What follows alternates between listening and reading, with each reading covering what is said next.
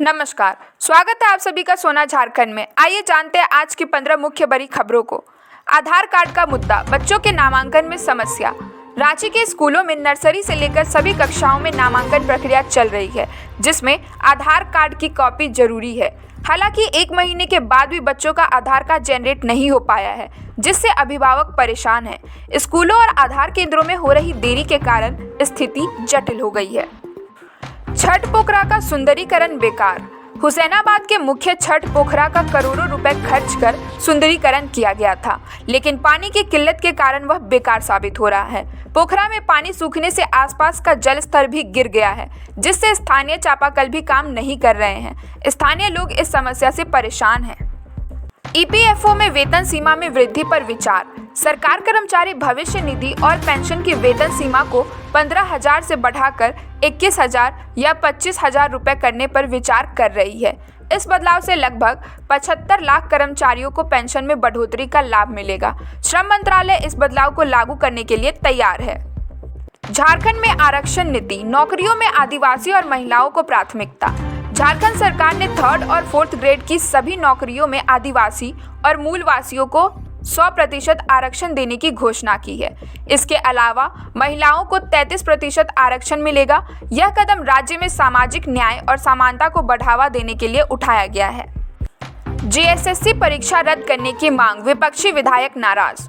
विपक्षी विधायकों ने जेएसएससी की सीजीएल परीक्षा रद्द करने और परीक्षा में हुए लाठीचार्ज की सीबीआई जांच की मांग की है।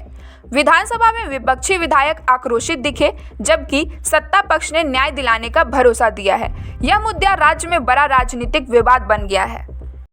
बालू की भारी किल्लत, निर्माण कार्य प्रभावित। झारखंड में बालू की भारी किल्लत हो गई है, जिससे निर्माण कार्य ठप हो गए हैं। बालू की कीमतों में 10 दिन में 12,000 रुपए की बढ़ोतरी हो गई है। पलामू जैसे क्षेत्रों में भी बालू की भारी कमी देखने को मिल रही है, जिससे प्राइवेट निर्माण परियोजनाओं पर असर पड़ा है। बच्चों को ड्रेस के लिए पैसे नहीं मिले, 28,000 छात्र प्रभावित। कोडरमा जिले के सरकारी स्कूलों में 28,000 छात्रों को ड्रेस मद की राशि नहीं भेजी जा सकी है। इससे बच्चे सर्दी में स्वेटर, ड्रेस और जूते के बिना स्कूल जा रहे हैं।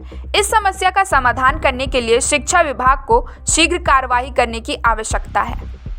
तंबाकू उत्पादों की बिक्री पर कड़ी सजा, जुर्माना और कैद। झारखंड में बच्चों को तंबाकू उत्पाद बेचने पर 1 लाख रुपए जुर्माना और 7 साल की सजा का प्रावधान किया गया है। यह कदम तंबाकू मुक्त युवा अभियान 2.0 के तहत लिया गया है। राज्य सरकार का उद्देश्य तंबाकू सेवन के दुष्प्रभावों से बच्चों को बचाना है। झारखंड में 3 माह से खाली जेपीएससी अध्यक्ष पद। झारखंड हाईकोर्ट ने राज्य सरकार को आदेश दिया है कि वह जल्द से जल्द जेपीएससी अध्यक्ष पद को भरे।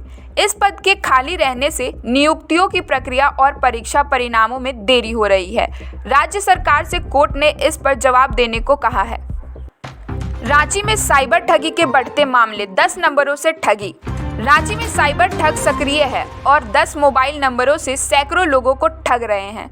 ये अपराधी विभिन्न तरीकों से लोगों को निशाना बना रहे हैं और पुलिस कार्रवाई भी धीमी पड़ गई है। प्रशासन ने लोगों को सावधानी बरतने की सलाह दी है।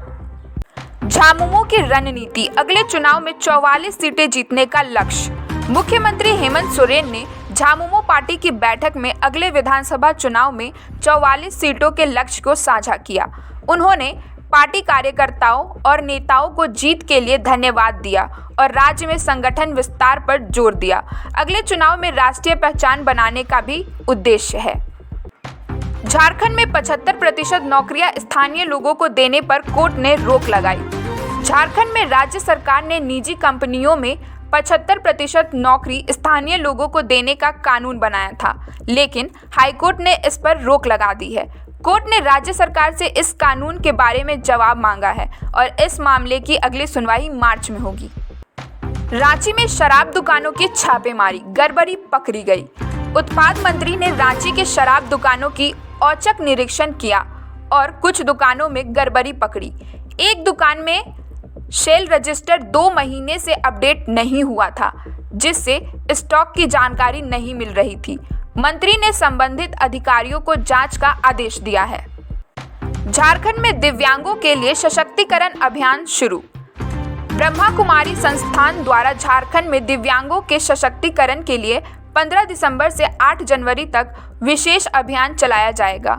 इस अभियान में नेत्रहीनों, मूकबधिरों और मंदबुद्धि दिव्यांगों के लिए अलग अलग कार्यक्रम आयोजित होंगे।